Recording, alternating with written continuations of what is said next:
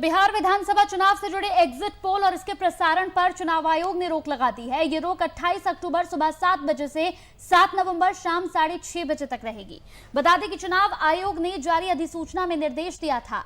निर्देश के तहत हर चरण में संबंधित चुनाव क्षेत्रों में मतदान खत्म होने के 48 घंटे की अवधि के दौरान किसी भी इलेक्ट्रॉनिक मीडिया पर किसी भी तरह के ओपिनियन पोल और चुनावी सर्वेक्षण से जुड़े परिणाम दिखाना प्रतिबंधित है।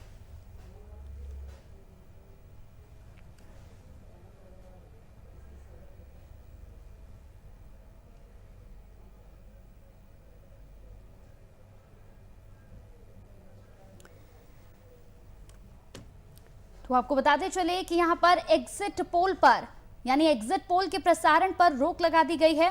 साथ ही यहां पर आपको बता दें कि जिस तरीके से यह खबर सामने आई है, एग्जिट पोल के प्रसारण पर रोक लगा दी गई है। कई अहम फैसले यहां पर लिए गए हैं।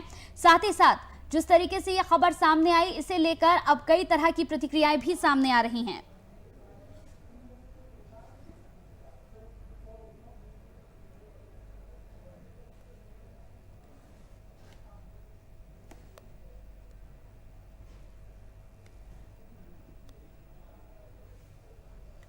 तो एग्जिट पोल के प्रसारण पर रोक लगा दी गई है।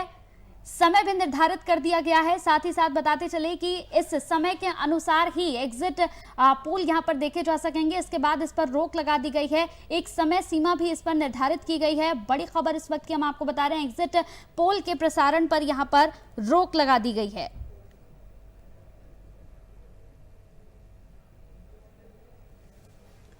इस पूरी खबर पर ज्यादा जानकारी के साथ बिहार झारखंड के वरिष्ठ संपादक मधुर शुक्ल हमारे साथ जुड़ गए हैं।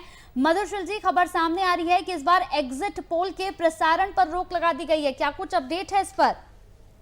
देखिए, हर बार ऐसा होता है कि चुनाव पूर्व आकलन या जो समीक्षा होती है, परिणाम जो बताए जाते हैं, अनुमानित परिणाम दर्शकों को बताए जाते हैं या पाठकों को समाचार पत्रों के माध्यम से, हर बार चुनाव आयोग ये दिशा निर्देश गाइडलाइन जो जारी करता है चुनाव आयोग की, मतदाताओं पर इसका असर न हो आपकी समीक्षा का, या जो मीडिया जो समीक्षा करती है चुनाव का, या पूर्वानुमान लगा देती है कि फला दल की सीटें ज्यादा आएंगी और फला दल की सीटें कम आएंगी, ये पार्टी बहुमत में आ सकती है और ये पार्टी बहुमत से पीछे रह सकती है।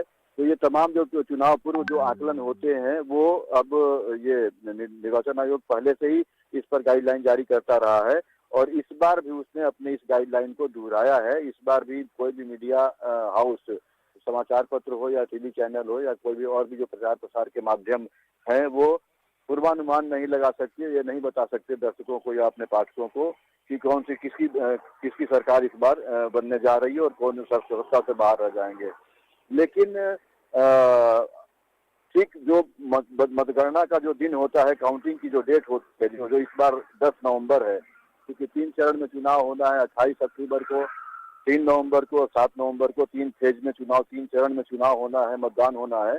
लेकिन मतों की गिनती होगी 10 नवंबर को।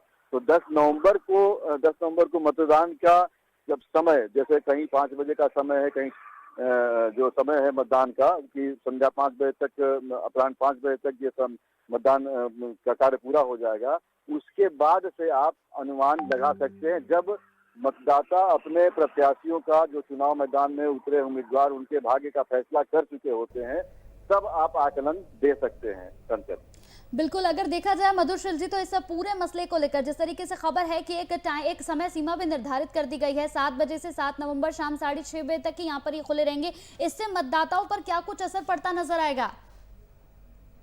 देखिए, जो मतदाता समय से कतार में आ जाते हैं, मतलब 4 बजे की अगर अवधि निर्धारित की गई है, तो अगर 4 बजे मत कतार में आ जाते हैं तो उनको मत देने दिया जाता है। और कोई सुदूरवर्ती इलाका है जहाँ पे ईवीएम की कोई खराबी आ जाती है जिससे मतदान कार्य प्रभावित होता है, तो ऐसे समय में भी समय बढ़ाया जाता है।